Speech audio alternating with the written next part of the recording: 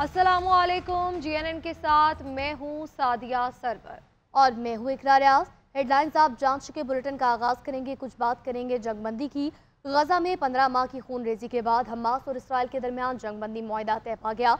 Qatar के वज़ीर-ए-आज़म ने बाज़ाब्ता ऐलान कर दिया। जंगबंदी मुआहदे पर अमल दरामद 19 जनवरी से होगा। गजा जंगबंदी मुआहदे के अहम नकात भी सामने आ गए। जंगबंदी का दुरानिया 6 हफ्तों पर मुहित होगा। अरब मीडिया के मुताबिक इसराइल हर यरकमाली के बदले 30 फ़लस्तीनी कैदी रिहा करेगा। इसराइल हर खातून फौजी कैदी के बदले 50 फ़लस्तीनी कैदी रिहा करेगा। मुआहदे के मुताबिक हमास 42 रोज़ा जंगबंदी के दौरान 33 इसराइली यरगमालियों को रिहा करेगी। पहले मरहले में हमास 19 साल से कम उम्र यरगमालियों को रिहा करेगी। इसराइल मजमूई तौर पर 1650 फ़लस्तीनी कैदियों को रिहा करेगा। मुआहदे में कहा गया है कि इसराइली फ़ौज फिलाडेल्फिया और नेतासार हर राहदारियों से मुकम्मल इनखला करे। इसराइल योमिया 600 इमदादी सामान से लदे ट्रकों को गजा पट्टी में दाखिले की इजाज़त देगा। अमरीकी सदर जो बाइडन ने गजा जंगबंदी मुआहदे को अमरीका की बेहतरीन सिफारतकारी का नतीजा करार दे दिया। मीडिया से गुफ्तगू में कहा कि मुआहदा अमरीकी सिफारतकारी और मेहनत का नतीजा है। हमास और इसराइल के दरमियान जंगबंदी मुआहदे से खित्ते में अमन कायम होगा। बदलती हुई इलाकाई सूरत हाल के बायस हमास को जंगबंदी पर मजबूर किया। लबनान में जंगबंदी और ईरान के कमज़ोर होने के बाद हमास पर दबाव शदीद था। मई में पेश किए गए जंगबंदी मुआहदे को दुरुस्त समत में आगे बढ़ाया। जंगबंदी उस वक्त तक जारी रहेगी जब तक मुज़ाकरात जारी रहेंगे। नौमुंतखब अमरीकी सदर डोनाल्ड ट्रंप ने जंगबंदी मुआहदे का खैर मकदम करते हुए कहा कि मशरक़ वस्ता में यरगमालियों की रिहाई का मुआहदा तय पा गया है। इन्हें जल्द रिहा कर दिया जाएगा। तारीखी इब्राहिमी मुआहदे को वसअत देने के लिए जंगबंदी को तेज़ी से अमल दरामद करवाएंगे।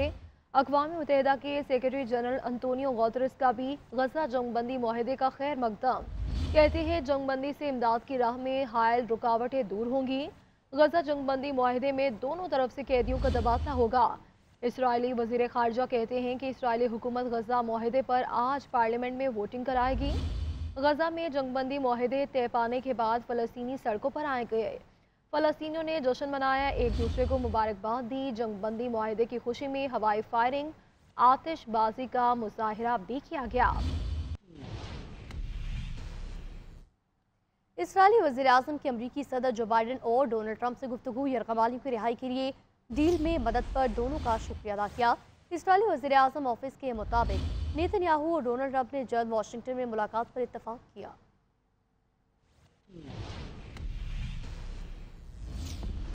आलमी रहनुमाओं का जंगबंदी मुआहदे का खैर मकदम। बरतानवी वज़ीर-ए-आज़म सर केयर स्टारमर ने कहा, कई महीनों की तबाहकुन खून रेजी के बाद मुआहदा खुशाइंद है।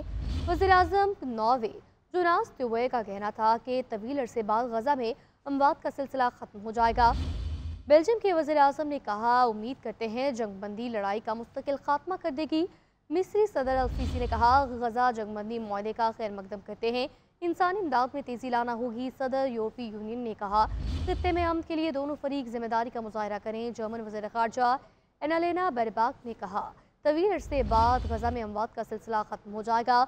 तुर्क वज़ीर ख़ारजा हालकान फ़ैदान का कहना था, जंगबंदी का मुआहदा इलाक़ाई इस्तेहकाम के लिए अहम इक़दाम है।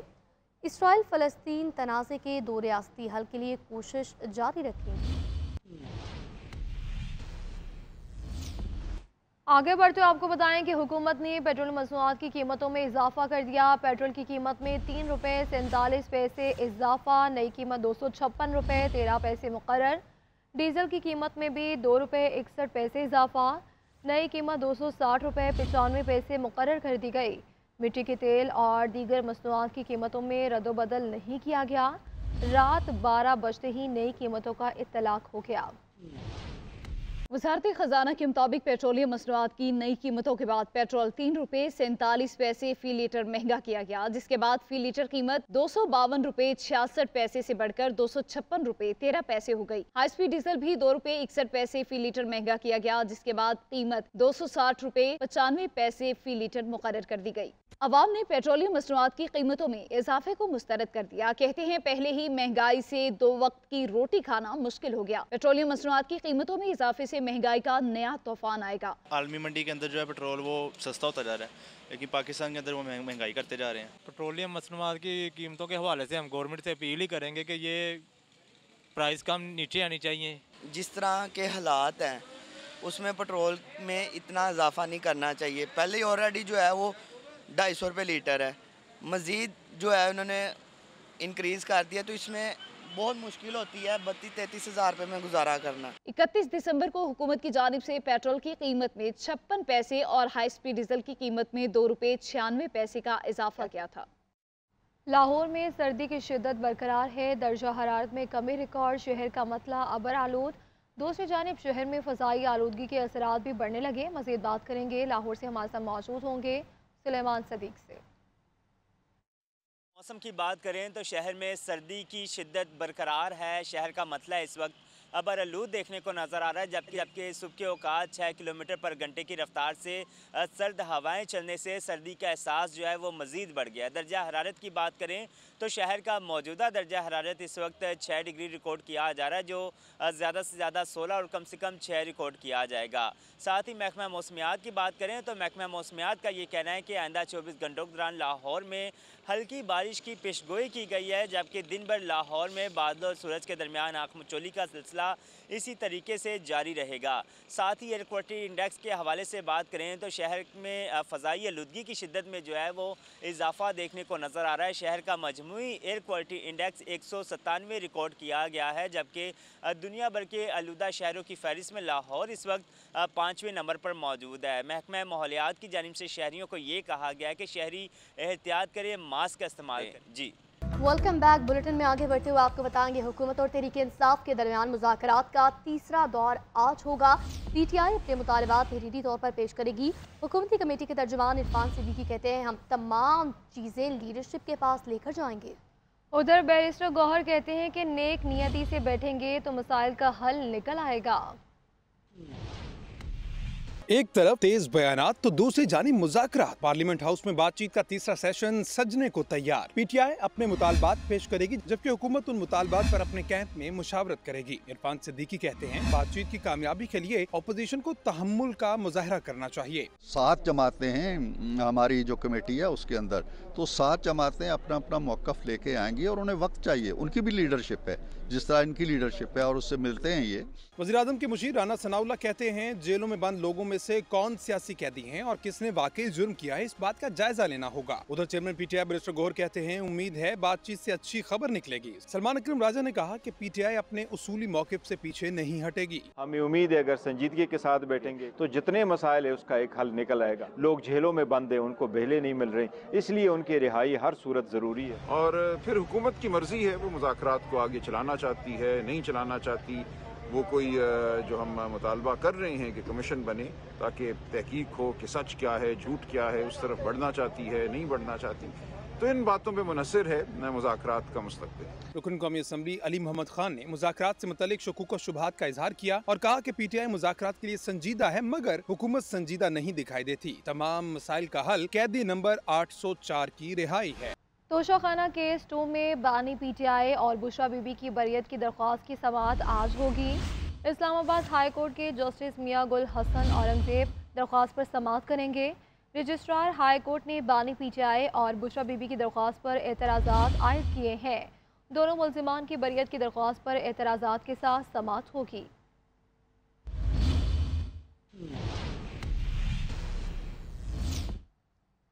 आगे बढ़ते हुए आपको बताएंगे कि वज़ीर आला पंजाब मरियम नवाज शरीफ का कहना है 190 मिलियन पाउंड का जवाब दो और घर चले जाओ। 190 मिलियन पाउंड केस का फैसला आने वाला है, ये कहकर काबीना से मंजूरी ली गई कि किसी का ज़ाती पैसा है। बंद लिफाफे में मंजूरी लेना गबन और चोरी है। सवाल ये नहीं कि यूनिवर्सिटी क्यों बनाई, सवाल ये है कि कैसे बनाई। स्कॉलरशिप प्रोग्राम से खिताब करते हुए मरियम नवाज ने कहा आजकल बहुत से नौजवानों के ठेकेदार बने हुए हैं। उन्होंने बच्चों को मुल्क से लड़ने की तालीम दी, जलाओ घेराव की तलकीन की।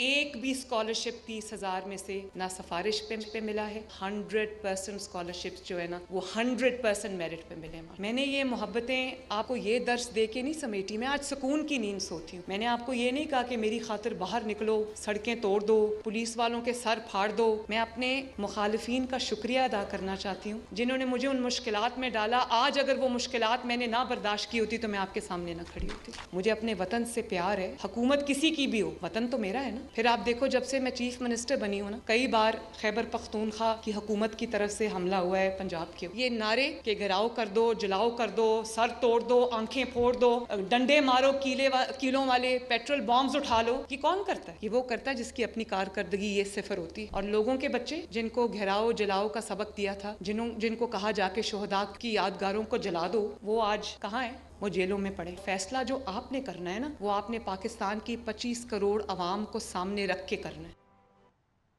सेनेटर फैसल वावडा का कहना है कि 190 मिलियन पाउंड का मामला काबीना में मशकूक अंदाज में लाया गया। बानी पीटीआई से कहा था कि इस मामले पर केस बनेगा, माल बनाया है तो पकड़े जाएंगे। फैसले की तारीख बदली जा सकती है, फैसला नहीं बदला जा सकता। जीएनएन के programme news edge with Fariha Adrees में गुफ्तगू करते हुए कहा कि 20 जनवरी को असल मुज़ाकरात होंगे। हुकूमत और पीटीआई दोनों चाहती हैं बानी जेल में रहे। बात है कि एक सूबे की सीएम कह रही है कि इधर जवाब दो, उधर चले जाओ।